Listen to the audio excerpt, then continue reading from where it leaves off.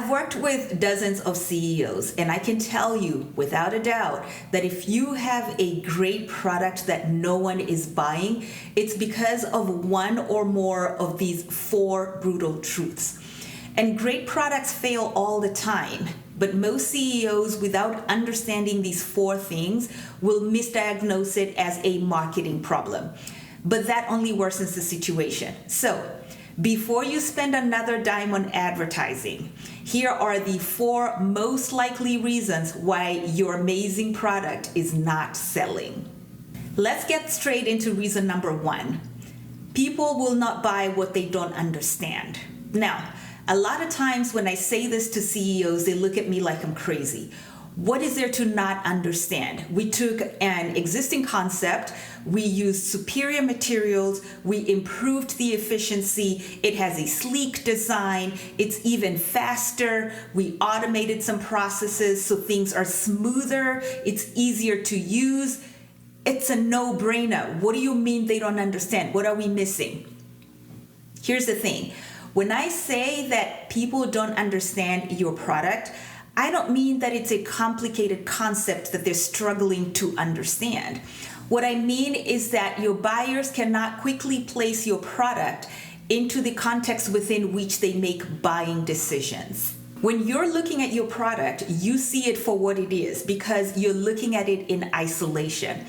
Your buyers, on the other hand, they're busy, they're distracted, and they're bombarded with options. So what they're seeing is something unfamiliar that does not quickly fit into their world. And so when that happens, they're gonna default to 2 options. They're either just gonna buy what they bought the last time, so they're defaulting to habit, or they're gonna default to what feels safer. And that a lot of times it's gonna be whatever is cheapest or whatever has the more familiar brand name. And so what this means for you is that the way that you introduce your product must not only be instantly clear, it also has to be decidedly different. It needs to stop that spinning wheel of comparisons that's going on inside of your buyer's brain. And I'll give you an example. When James Dyson first introduced his new vacuum, he had pioneered a technology called cyclonic separation. And at the time, it would have been easy for him to lead with the technology and introduce his product as the vacuum cleaner that has the power of 15 cyclones. Instead, he introduced it as the vacuum that does not lose suction. Now, that is a very bold statement. It is extremely clear and it is decidedly different. Notice that he didn't say this is the vacuum that doesn't lose suction. It is lightweight, it folds neatly into your closet, and it comes in 4 different colors. Even if those statements had been true, what that's doing is that it's diluting your benefit statement. It's introducing noise and confusion, and confused customers don't buy. Good positioning picks one aspect of your product, makes it front and center, and creates a clear advantage that is impossible to miss. And that brings me to brutal truth number 2, which is you're competing in the wrong category. Now, what this looks like in practical terms is that your buyers are comparing your product side by side to other products that are either inferior or that are irrelevant. And it's not their fault. It's your messaging. If you want to sell, you need to not only identify the category that you want to compete in, but you also need to own that category in your messaging. And so there are 2 main paths that land you in this situation where your buyers are placing you in a category where you don't belong. The first one, which is a more common scenario, is that you improved on an existing product, but you remained in the same category. You built a better version of what was already in the market. That means you modernize the product, you introduce a better design, better quality materials, it's more efficient. It is an upgraded version of what was already there. However, unfortunately, your buyers are still placing you side by side with the legacy products. And when that happens, the legacy products will almost always win on familiarity and lower cost. When you improve on an existing product, it is your responsibility to shift the category in the customer's mind. They're not going to do that on their own because remember, remember, they're surrounded by options. And so by changing the messaging and the way that you describe your product, you're able to change the customer's mental frame and how they perceive your product to place it in a different category where it cannot be compared side by side to the legacy products or to the inferior products. When Peloton first launched and introduced their new product, they did not call it a new and improved stationary bike because that would have looked crazy to put a $2,000 bike next to $300 exercise equipment that was already in the market. They had to do the work of shifting the category in the buyer's mind, and so they called it connected fitness. Live streamed classes with a lifestyle community. And by doing that, they created a new category. And now the comparison is not with the legacy products. The customers now are comparing Peloton with either a gym membership or a studio membership or other forms of exercise. Remember that the customers are not going to do this on their own. You have to help them with creating that visual, with creating that new mental reference. And you don't always have to invent a brand new category because a lot of times that is resource intensive. Sometimes all you need to do is to shift the way that they perceive this new product.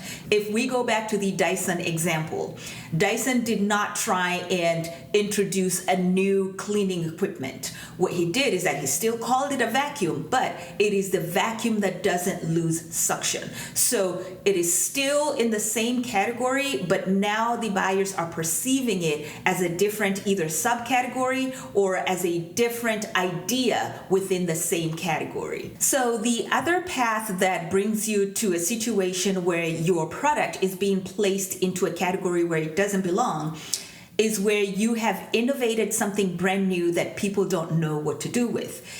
If you find yourself in a situation where you have created a brand new concept or a brand new product that doesn't fit into existing categories, it is your responsibility to anchor it to something familiar through your messaging. Your customers are not going to do this on their own. Remember that humans make decisions in context. If there is no mental reference or frame within which they can evaluate your product, it creates uncertainty and confusion, and confused customers do not buy. So in the late 1990s, when online shopping was brand new, it was difficult to conceptualize. So you're clicking on all of these hyperlinks and it seemed very vague and very abstract. And so Amazon, which was one of the pioneering e-commerce sites, introduced the shopping cart icon. And so by doing this, they're borrowing something familiar and bringing it into this new environment that they're trying to introduce customers to. And it brought the idea closer to home. In addition to the shopping cart icon, they also introduced language such as add to cart and checkout.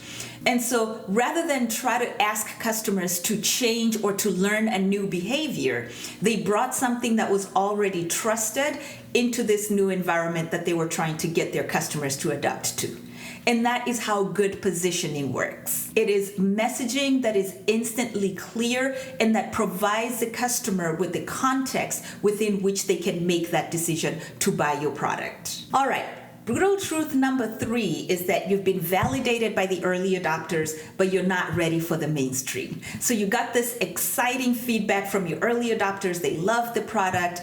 They are engaging with it. They're excited about it.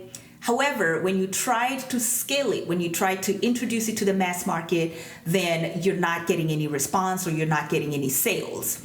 Early adopters are not the mass market. Early adopters are more perceptive to new ideas. They usually are more technically savvy. They're more curious. They don't mind tinkering with something. If something is not working, they don't mind trying to figure out what's wrong. And they're always eager to learn something new. They're always eager to bring something new into their environment. But more importantly, Early adopters do not need your positioning in order to understand your product. They do not need for your messaging to be clear, to be obvious, or to even be complete. So if you find yourself in a position where your product is not ready for the mass market, or the mass market is not responding in the same way as the early adopters, this is a clear indication that you need to simplify your value proposition. Remember, it needs to be instantly clear and decidedly different.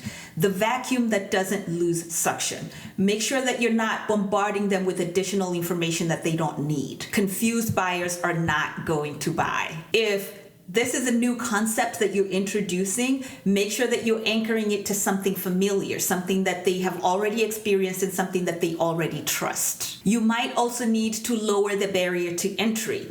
If it is a product that requires some form of learning or education or demonstration, make sure that you're offering that for free, that you're offering either a free trial or samples or something that will allow your buyers to experience the product before they buy it. Again, do not assume that your buyers are going to do this work on their own. You have to be very intentional in bringing the product into your customer's world. The fourth and final brutal truth is that you've leaned too heavily on the functional features of your product and ignored the psychological outcomes that drive buying decisions.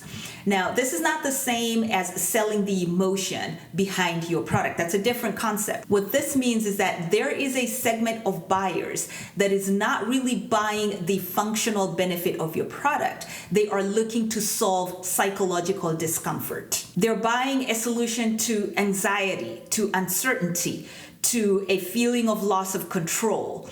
And they're buying a physical product disguised as a solution to these issues. They want to sleep better at night. They want to feel more confident. They want to have a better outlook for the future. And I'll give you an example.